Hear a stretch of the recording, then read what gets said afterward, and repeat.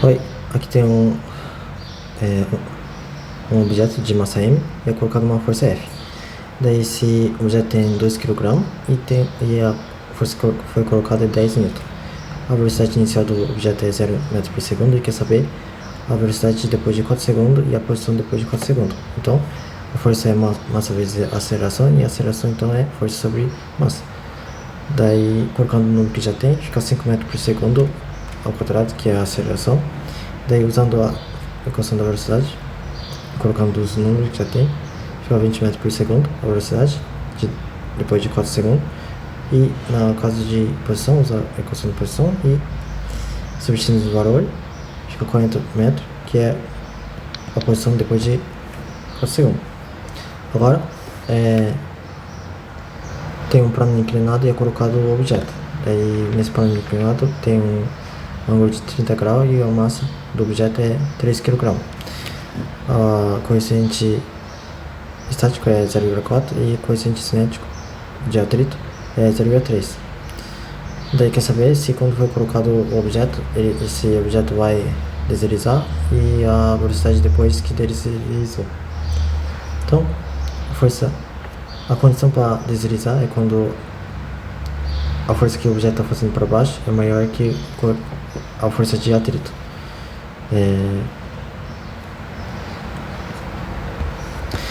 Então, a força que está fazendo para baixo é a massa do objeto vezes a gravidade sendo de θ, e a força de atrito, a força normal, que é massa vezes gravidade vezes coeficiente de atrito estático vezes coeficiente de θ. Daí, simplificando, dividindo os dois por massa vezes gravidade vezes coeficiente de θ, para o lado esquerdo sobra a tangente θ e para o lado direito sobra coeficiente de atrito estático. Então, se o tangente θ, que é a força que está fazendo para baixo, for maior que o coeficiente estático, significa que vai deslizar. Então, tangente de 30 graus é 0,5774 e o coeficiente estático é 0,4, então significa que quando for colocar o objeto vai deslizar. Agora, a força resultante, vamos calcular a aceleração. Então, primeiro vamos calcular a força resultante. Então, a força resultante, considerando que para baixo é positivo, então massa vezes gravidade seno de θ, que é a força que está fazendo para baixo, é positivo, e aqui é a força de atrito. No caso, vamos usar o coeficiente de atrito cinético, porque o objeto já está se movendo. Daí, aqui tem termo comum, a massa é gravidade nos dois lados. Então, tirando para fora, fica dessa forma a equação. Agora, sabendo que a força é igual a massa vezes a aceleração, então a aceleração é a força sobre massa. Então, nós já tem a força resultante, então, e a aceleração é força sobre massa. Então, dividindo tudo isso por massa, conseguimos achar a aceleração. Então, dividindo tudo isso, fica dessa forma a equação. E substituindo o valor que já tem, fica 2,35396 metros por segundo ao quadrado, que é a aceleração do objeto no plano inclinado. Agora, tem um objeto, e esse objeto 1 é lançado contra o objeto 2 e quer saber a velocidade depois que esses dois objetos se batem. A velocidade do objeto 1 e o objeto 2. Então, o objeto 1 tem uma massa de 0,5 kg e é lançado por uma velocidade de 6 metros por segundo. E o objeto 2 está em repouso. Ele tem uma massa de 1 kg. Então, vamos ver a velocidade depois que os dois batem e a velocidade para cada um, para o objeto 1 e para o objeto 2. Então, aqui é considerado que é uma colisão perfeita elástica, uma condição. Então, o momento linear antes de os dois objetos colidir se bater é igual com depois que bateu. Então, momento linear é massa vezes velocidade. Então, o lado esquerdo fica momento linear antes de bater e depois o lado direito é o momento linear depois que os dois objetos se batem. Agora, vendo que a velocidade inicial da massa 2 é 0, então pode desconsiderar essa parte. Então fica dessa forma a equação. E essa situação de colisão perfeita elástica, a energia cinética também, antes de bater e depois que bateu, é igual. Então, a equação da energia cinética é massa vezes velocidade ao quadrado sobre 2. Então, lado esquerdo fica dessa forma, lado direito fica dessa forma. Aqui também, a velocidade inicial do objeto 2 é 0, então pode-se considerar essa parte e fica dessa forma. Daí nós quer saber a velocidade do objeto 1 depois que bateu. Então, vamos isolar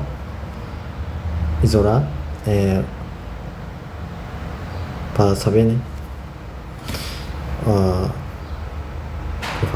velocidade do objeto 1 depois que se bateu, e a equação fica dessa forma.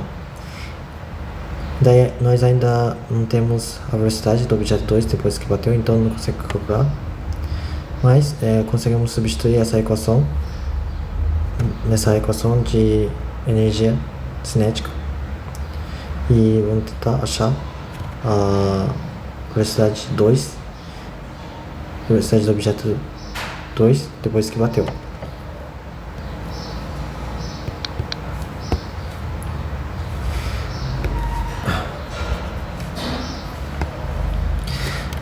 Então, primeiro aqui,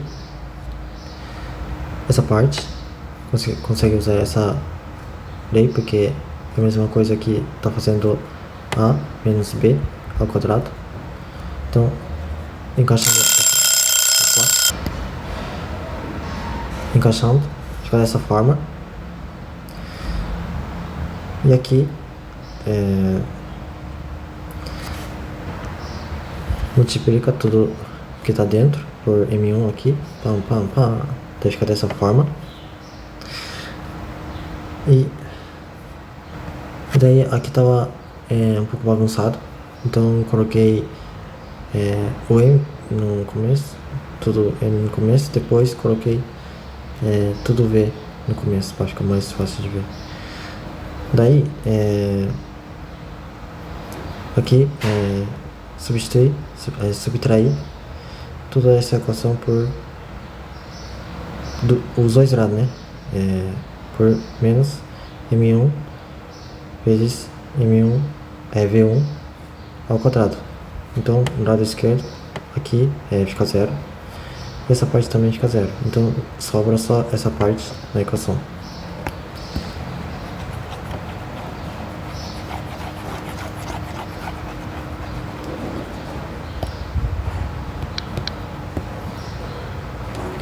Daí,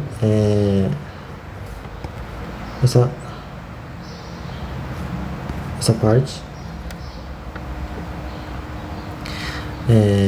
dá pra ver que tem termo em comum, que é o V2 linha ao quadrado, que tem nos dois lados. Então dá pra tirar pra fora e ficar dessa forma. Então, com essa forma, colocando de volta a equação, fica assim. E aqui também dá pra ver que tem termo em comum a V2 linha, dois lados. Então isolando, tirando fora, V2 linha fica dessa forma. E aqui surge que uma questão que aqui o lado esquerdo é 0. Então conforme. Então, por exemplo, aqui é A e B. Então, e tá sendo multiplicado. Assim, se o lado esquerdo é 0, um dos dois tem que ser 0, porque o lado esquerdo é 0, né? E se o V2 linha for 0,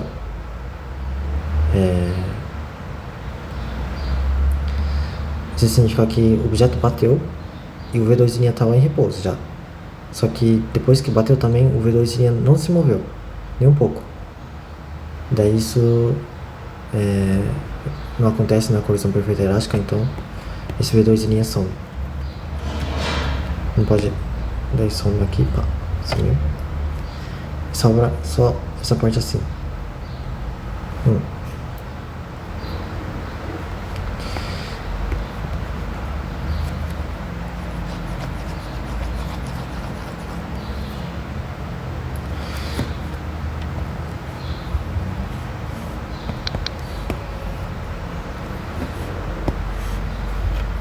Agora, essa parte dá para simplificar, fica dessa forma,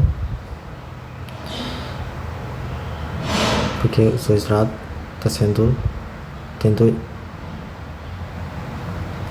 dois termos comuns, né? Daí tirando o M2 fica dessa forma, para fora.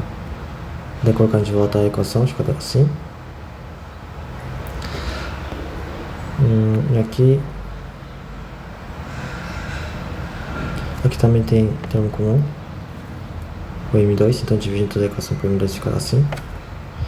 Daí nós quer saber a velocidade do objeto 2 depois que bateu, então isolando fica dessa forma, e simplificando um pouco aqui e colocando de volta assim, fica. Daí aqui tá, o M1 está sendo dividido por 2 vezes, então multiplica uma vez aqui em cima, daí fica dessa forma a equação da velocidade do objeto 2 depois que bateu. Daí nós já tem todos os números, então só substituir e encontrar um que vale que a velocidade do objeto 2 depois que bateu é 4 metros por segundo, e essa equação do V', objeto 1, que depois que bateu é daqui, daí só usando essa equação, porque já tem todos os números, já encontramos menos 2 metros por segundo, que é a velocidade do objeto quando bateu, então ele está fazendo uma velocidade de 2 metros por segundo na direção contrária antes de bater. Então, é isso, tchau.